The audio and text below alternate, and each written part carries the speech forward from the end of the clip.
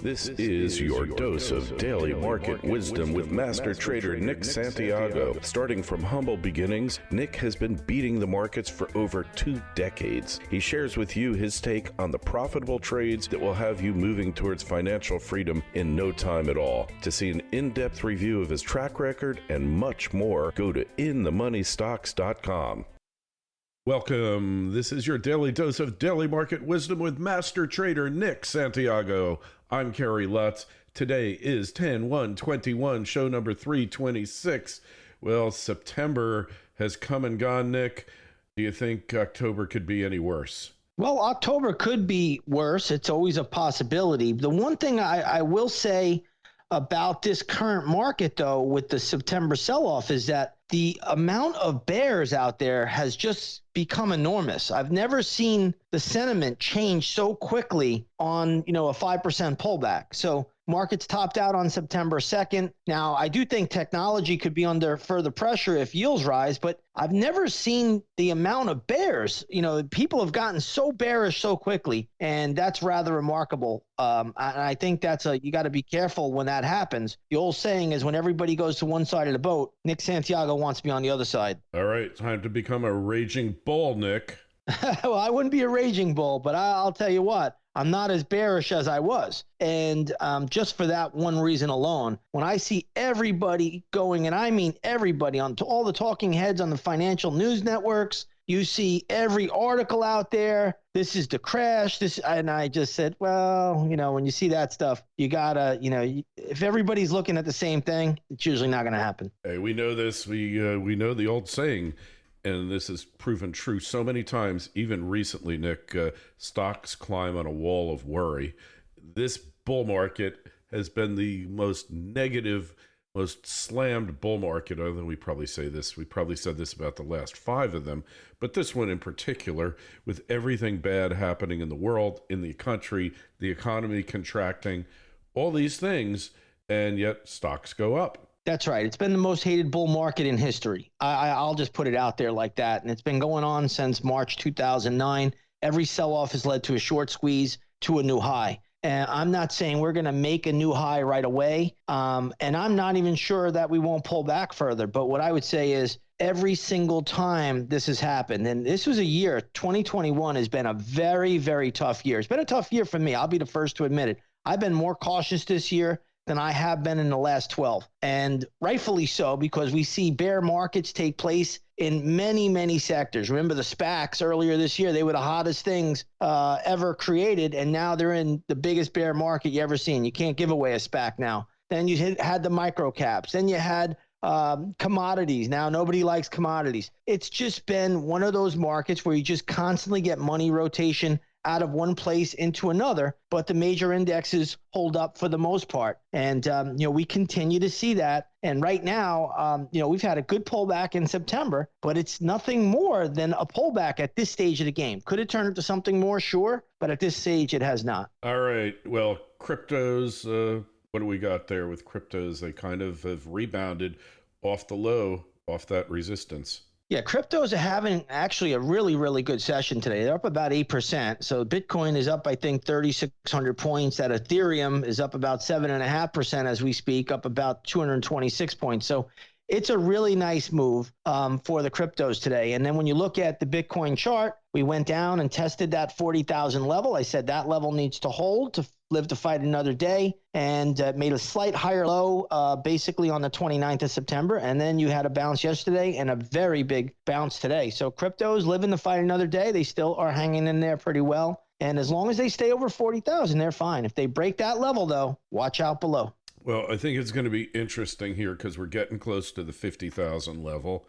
We're going to see it break the 50,000 again and then run out of steam. All these people are going to jump in and then perhaps go lower. Could well be the case, put it that way. Here's the big problem when you get up to around that 50 to 52,000 area. If you remember on September 7th, Bitcoin actually went as high as 53 125 on the futures, and then it reversed in a mega sell-off. And the sell-off that occurred that day was a big volume decline, wide range bar on the chart. So if you look at the daily chart, just remember September 7th. It's going to take a lot to get back up through there, but it's trying. So really what I think is going to happen right now, or best case scenario for Bitcoin, if it wants to go higher, would be to stall out here and go sideways and consolidate, and then you can get through that resistance point at 50,000. Without consolidation, I don't see it getting through. So you need to get sideways consolidation to break 50K, which makes total sense because it's got to consolidate. It's really been in a bearish kind of wedge type pattern for the past several months. That's right. And that September 7th sell-off was a big one. It occurred, not only did it occur on volume, but we actually went down and made a new low after that. And obviously we went and tested the 40,000 level, which was done on the 21st, which happened to ironically be right around the equinox. So far that level is held, and, Bitcoin is still hanging in there pretty well right now. So we'll give it the benefit of the doubt. I never want to condemn anything, but if it breaks certain levels, then it's going down to the next level. Yeah, it's just interesting that it's caught in this range. It's a 25% range basically, which for Bitcoin is not a big deal. That's a narrow range for Bitcoin.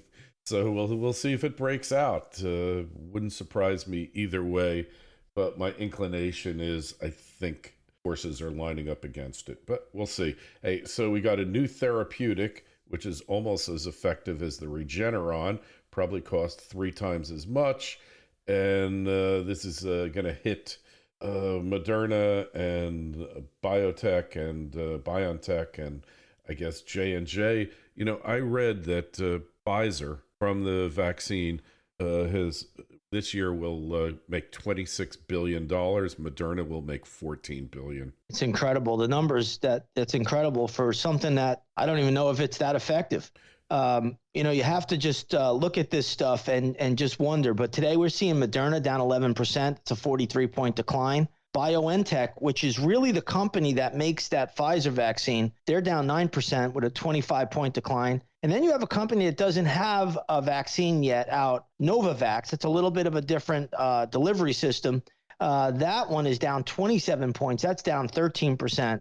And again, you have the Regeneron monoclonal antibodies. That actually is very effective against COVID. I've known a few people that have had that treatment and it worked out well for them. And then you have this new Merck vaccine, or this Merck pill, which is good for late stage people. And, that stock is having a great day today, up over 9%. So I can't tell you the last time I seen Merck pop this much, but either way, that's positive news. So it looks like COVID now might take a back seat here and instead of being the headline story each and every day.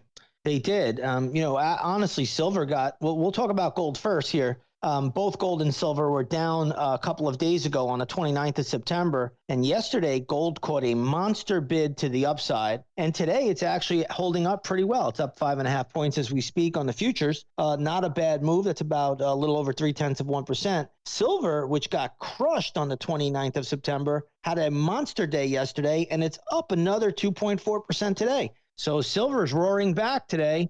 And that's a nice little move there. I like everything I'm seeing in the silver chart. I own SLV, full and fair disclosure to everybody.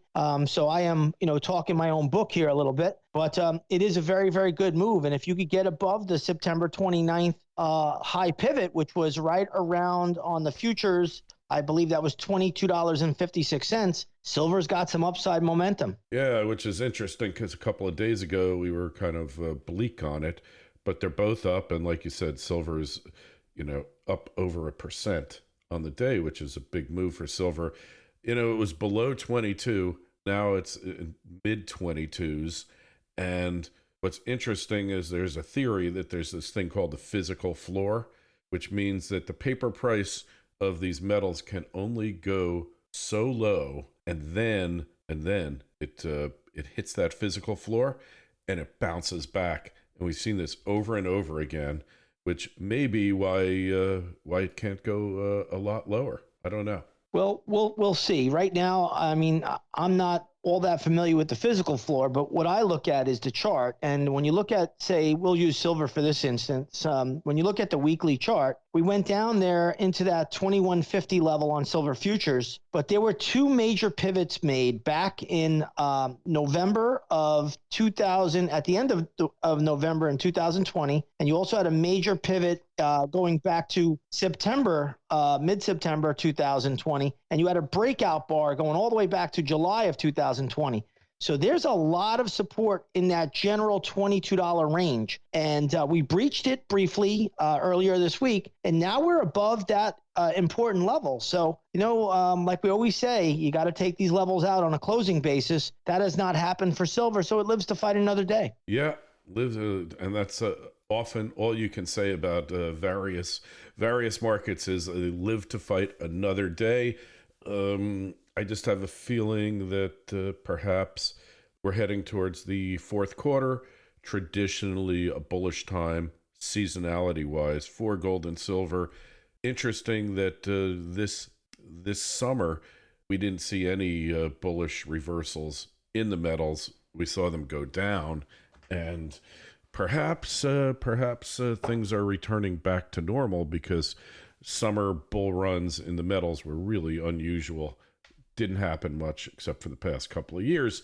In any event, if you want to find out more about this subject and a lot of others, you got to go over to inthemoneystocks.com, find out how Nick has beaten the averages for decades, and check out the Twitter feeds at ITMS, at Nick Santiago01, and at Kerry Lutz. And emails are welcome. Please send them to kl@kerrylutz.com. Nick, have a great weekend. We'll talk to you Monday. This is your dose of daily market wisdom with master trader Nick Santiago. Starting from humble beginnings, Nick has been beating the markets for over 2 decades. He shares with you his take on the profitable trades that will have you moving towards financial freedom in no time at all. To see an in-depth review of his track record and much more, go to inthemoneystocks.com.